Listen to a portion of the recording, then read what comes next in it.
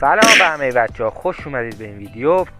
من عرفانم و امروز اومدیم با بررسی موتور 150 سی سی سحر و یه موتور مدل 1402 که در حال حاضر کاربرات شده و پس از 2 سال استفاده حدوداً و امروز اومدیم بررسیش کنیم. اول اینکه از آپشن های موتور بخوام بگم اینه که این موتور کنترل از راه دور داره و شما با زدن 2 بار این دکمه میتونید موتور رو روشن کنید، با این به اصطلاح خاموش و اینم قفل. ولی این موتور بنابر دلالی که یه بار به سرقت رفت و هم کاربرات شده و هم این آپشن دیگه حذف شده. اما بریم با بررسی شتاب و انجین این موتور.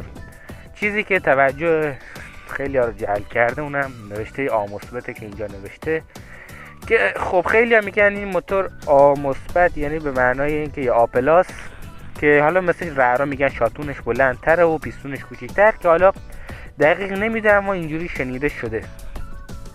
ولی حالا بریم یه راید و یه شتاب و در حال بررسی‌هایی که از این موتور میشه گرفت رو با هم داشته باشیم، ببینیم که چه موتوری های موتور ارزش خرید داره یا نه.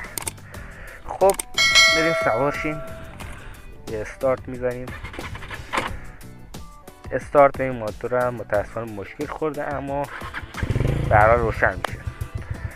خب از این موتور بخوام بگم، موتوری که سواری نرمی داره به خاطر کمکی که داره، هم کمکش یه مقدار کوتاه‌تره و خب کمک گازیه دیگه، به هر حال کمک با کیفیت تریه و اینکه در کل موتور نرم و خوبیه به نظر من. کیلومتراش هم که از این پشت آمپر داره، میگم موتور خوبیه و ارزش خرید هم داره. حالا این یکم مشکلاتی داره، حلواش هم خب اینجوریه دیگه، این بوق راهنما، جفت راهنما بعضیاشون حالا اینجا داره و خب این نسخه‌ای که قد کد داره و همین موتور. حالا بریم این شتاب هم باشه بگیریم.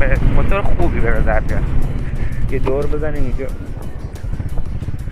خب یه 1 2 3 بریم.